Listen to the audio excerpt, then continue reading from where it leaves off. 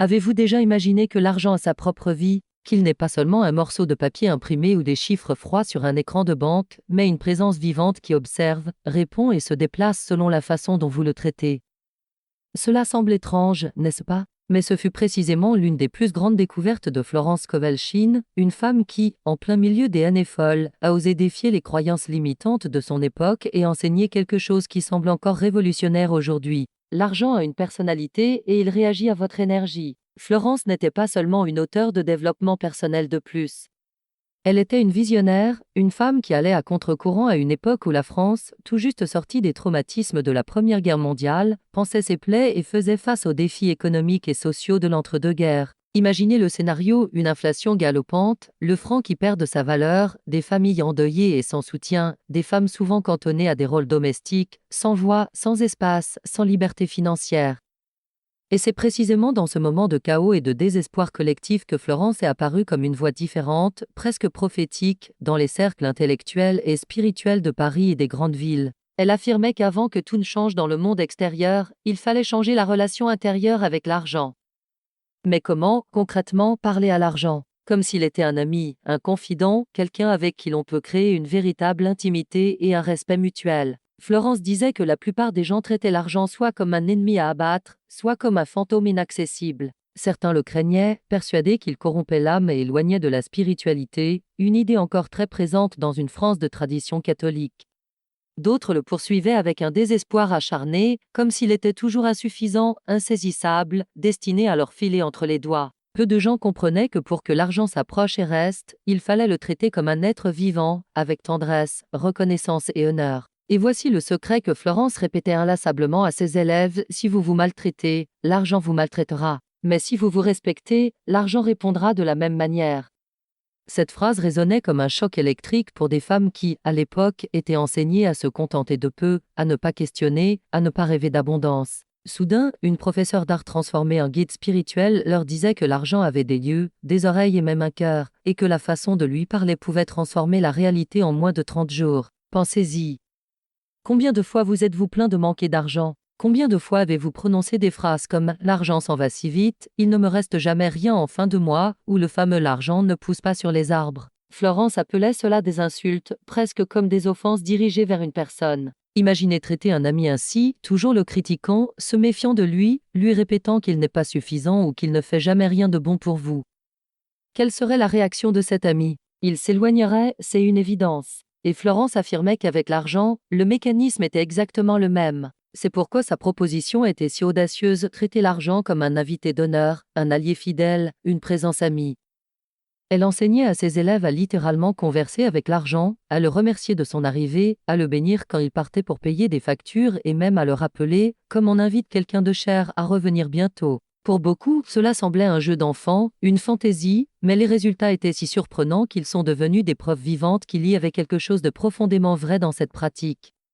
Et ici commencent les histoires qui ont enchanté des centaines de femmes. Marguerite, par exemple, était une couturière du quartier du Marais qui vivait de petits travaux mal rémunérés. Elle avait une peur panique d'ouvrir son portefeuille et de n'y trouver que quelques pièces. Elle disait toujours « l'argent ne reste jamais avec moi ». Quand elle a commencé à appliquer les enseignements de Florence, tout a changé. Au lieu de répéter ces phrases de pénurie, elle a commencé à tenir chaque pièce dans sa main et à lui dire « Tu es mon ami fidèle. Merci d'être avec moi. Amène plus de ta famille me rendre visite ». Quelques semaines plus tard, Marguerite a reçu une proposition inattendue: coudre les costumes pour une revue dans un cabaret de Montmartre. Son revenu a non seulement triplé, mais elle a trouvé une joie et une reconnaissance qu'elle n'avait jamais connues.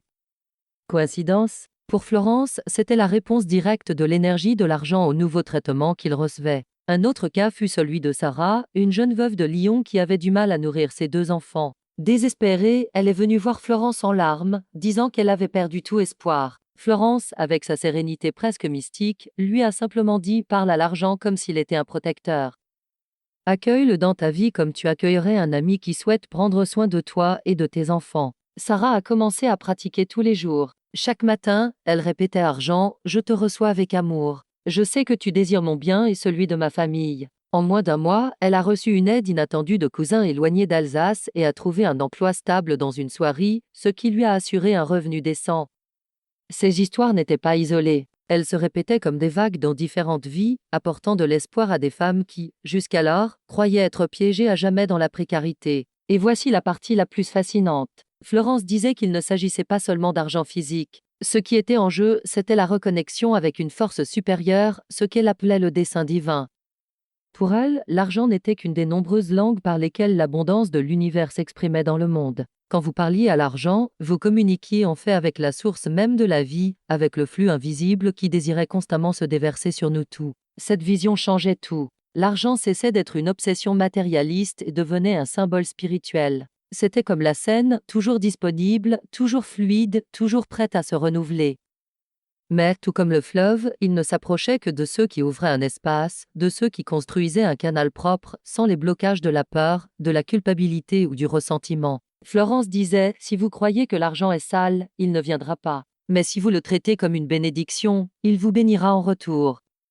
Et c'est là que vous vous demandez peut-être, mais est-ce que cela fonctionne encore aujourd'hui, dans notre monde moderne? N'est-ce pas juste une belle métaphore, une vieille histoire qui a perdu de sa valeur avec le temps? La réponse, étonnamment, est que ces enseignements restent aussi pertinents qu'il y a 100 ans.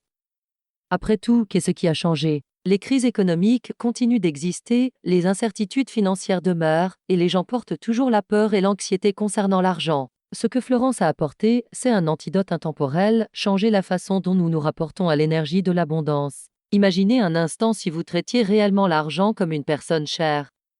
Si, au lieu de soupirer en payant une facture, vous remerciez pour l'opportunité d'échanger de l'énergie. Si, au lieu de vous sentir coupable en recevant un paiement, vous accueillez l'argent comme la preuve que vous êtes digne, que vous êtes capable, que vous êtes connecté au flux du bien. Imaginez comment votre vie pourrait changer si vous transformiez chaque pensée de pénurie en un salut chaleureux à l'argent, comme quelqu'un qui ouvre la porte de sa propre maison pour recevoir un ami de longue date. Florence croyait que ce simple changement d'attitude était capable de modifier les destins. Et il ne s'agissait pas de mysticisme vide, mais d'un principe spirituel profond, la vie répond à votre vibration. L'argent, en tant que partie de la vie, répond de la même manière. Si vous vibrez la peur, il se cache. Si vous vibrez la gratitude, il se multiplie. Si vous vibrez la dignité, il demeure. C'est l'invitation que nous allons explorer ensemble dans ce script. Apprendre pas à pas comment converser avec l'argent comme s'il était une personne, en appliquant les secrets de Florence. Tout au long de ce chemin, vous découvrirez que l'argent peut être plus que des billets et des pièces. Il peut être un messager d'abondance, un miroir de votre estime de soi, ou même un canal de votre spiritualité. Et avant d'aller plus loin, je veux vous poser une question. Sentez-vous que cet enseignement éveille quelque chose en vous? Si oui, aimez cette vidéo, laissez votre commentaire en nous disant de quelle ville ou de quel pays vous nous regardez, partagez avec quelqu'un qui a aussi besoin d'entendre ce message et abonnez-vous à la chaîne Les Leçons perdues de Florence STOVLSATNN pour continuer à recevoir les secrets de Florence et de tant d'autres maîtres de la prospérité, car ce n'est que le début. Florence Scovel et Sachin croyaient que la relation d'une personne avec l'argent était un reflet direct de sa relation avec la vie, avec le divin et avec elle-même. Et c'est pourquoi elle défendait que l'argent devait être traité comme une présence vivante, presque comme un ami qui entre et sort de votre maison, qui écoute vos paroles, ressent votre énergie et répond à la manière dont il est reçu. Pour elle, l'argent n'était pas seulement du papier imprimé ou des chiffres sur un compte bancaire, mais une manifestation concrète du flux invisible de l'abondance universelle. Et chaque personne qui oserait changer la façon de communiquer avec lui expérimenterait des miracles qui pourraient transformer complètement sa réalité en quelques semaines. C'était un enseignement audacieux, surtout venant d'une femme dans les années 1920, lorsque la société française restreignait encore les femmes à des rôles de soumission, de dépendance et de silence. Florence, cependant, ne s'intimidait pas. Au contraire, elle utilisait cette limitation sociale comme carburant pour inspirer d'autres femmes à se libérer non seulement financièrement, mais spirituellement, comprenant que l'argent pouvait être un allié divin et non un ennemi ou un fardeau. Imaginez une scène. Une femme ouvre son portefeuille et ne trouve que quelques pièces. La plupart des gens ressentiraient de la frustration, du désespoir, voire de la honte. Mais Florence enseignait à regarder ces mêmes pièces comme des graines vivantes, petites, mais avec le pouvoir de multiplication infinie. Elle disait, l'argent est comme un enfant, et si vous le maltraitez, il s'éloignera. Mais si vous l'accueillez avec amour, il grandit et reste. Beaucoup de ses adeptes ont rapporté qu'en tenant ces pièces et en remerciant de leur présence, elles ressentaient un changement interne presque immédiat. C'était comme si un poids était retiré de leurs épaules, comme si la peur de la pénurie laissait place à une foi silencieuse, mais puissante. Ce changement de posture n'était pas seulement psychologique. Elle jurait qu'en quelques jours, des opportunités inattendues commençaient à apparaître, une invitation à travailler, une vieille dette soudainement payée, un cadeau venant de quelqu'un de lointain. Florence disait que ce n'était pas une coïncidence, c'était la loi spirituelle en action, l'argent répondant au nouveau traitement qu'il recevait. Et il y avait aussi Rose, propriétaire d'une petite épicerie de quartier à Bordeaux, qui vivait humiliée parce qu'à la fin du mois, il ne lui restait qu'à compter les pièces. Et chaque fois qu'elle le faisait, elle murmurait des mots de ressentiment. Quand elle a découvert les enseignements de Florence, elle a décidé de changer sa façon de gérer la situation. Au lieu de maudire les pièces, elle a commencé à les tenir et à dire « Merci d'être avec moi. Vous êtes la preuve qu'il y a un flux qui ne m'abandonne pas. Vous êtes le début d'une récolte plus grande. » Quelques semaines plus tard, des clients ont commencé à apparaître de nulle part. Les ventes ont augmenté et son épicerie a prospéré d'une manière qu'elle n'avait jamais connue. Florence expliquait que c'était naturel, car quand quelqu'un change l'énergie avec laquelle il se rapporte à l'argent, il change aussi l'énergie qu'il émane vers le monde. Et le monde répond en conséquence. Mais l'enseignement de Florence ne s'arrêtait pas là. Elle insistait sur le fait qu'il ne suffisait pas de recevoir l'argent avec amour, il fallait aussi le laisser partir avec gratitude. La plupart des gens, disait-elle, maudissent l'argent quand ils doivent payer une facture, se plaignant et ressentant de la douleur à son départ. Mais cela équivaut à traiter un ami qui visite votre maison comme un intrus indésirable au moment où il s'en va. Le résultat est que cet ami y réfléchit à 2 fois avant de revenir. Florence orientait ses élèves à transformer le départ de l'argent en un acte de bénédiction. Remercier pour le service qu'il a rendu. Souhaiter qu'il aille dans le monde et revienne multiplié. Sarah, la même veuve, a adopté cette pratique religieusement. Chaque fois qu'elle payait son loyer, elle disait « Merci de m'avoir servi. Va et reviens multiplié. Emporte avec toi mon énergie d'amour et reviens sous forme d'abondance. » Elle affirmait qu'après cela, les dettes semblaient peser moins lourd et même les situations difficiles se résolvaient plus facilement. Florence expliquait que cela se produisait parce que l'argent, lorsqu'il était traité comme un ami, prenait plaisir à revenir. Un autre point central était l'invocation. Florence croyait que, tout comme nous appelons un ami à nous rendre visite, nous pouvons aussi appeler l'argent à entrer dans notre vie.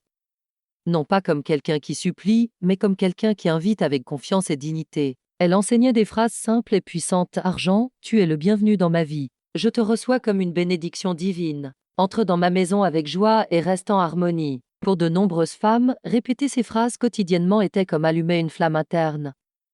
Carmen, par exemple, venait d'une famille de l'île marquée par des phrases négatives. « L'argent n'est pas pour nous, nous n'aurons jamais plus que le strict nécessaire. » Quand elle a rencontré Florence, elle a décidé de rompre ce cycle. Elle a commencé à invoquer l'argent comme s'il était un allié et en peu de temps, elle a reçu une bourse d'études qui semblait impossible pour étudier à la Sorbonne. Plus tard, elle est devenue professeure et a transmis ses enseignements à d'autres jeunes femmes, prouvant que rompre les croyances héritées est possible. Florence insistait sur le fait que parler à l'argent était plus qu'un geste symbolique, c'était une manière de reprogrammer le subconscient. Elle disait que l'esprit est comme un enfant obéissant, toujours disposé à croire ce qui est répété avec émotion. Si tous les jours vous vous plaignez du manque d'argent, l'esprit enregistre cela comme une vérité et crée des situations pour confirmer cette réalité. Mais si, au contraire, vous parlez à l'argent avec respect et joie, l'esprit l'enregistre aussi et commence à attirer des expériences conformes à cette nouvelle vision. C'est pourquoi tant d'élèves de Florence rapportaient des résultats rapides. Ce n'était pas de la magie, c'était la réponse naturelle d'un esprit qui a cessé de vibrer la peur et a commencé à vibrer la confiance. Peu à peu, l'argent cessait d'être seulement une ressource matérielle et devenait un miroir de l'estime de soi. Florence disait « L'argent va là où il est aimé, mais puis là où il est craint ». Et elle ajoutait « Aimer l'argent, ce n'est pas l'idolâtrer, mais reconnaître qu'il est l'un des canaux par lesquels le divin se manifeste dans votre vie ». Cette vision transformait tout, car l'argent, auparavant considéré comme sale ou dangereux, devenait un symbole de bénédiction et de dignité. Le résultat était que des femmes, auparavant honteuses de désirer la prospérité, se sentaient désormais autorisées à la recevoir. Et, en se valorisant, l'argent les valorisait aussi. N'oubliez pas de vous abonner à la chaîne Les Leçons perdues de Florence STOVLSHINN, de laisser un like et de commenter d'où vous regardez cette vidéo.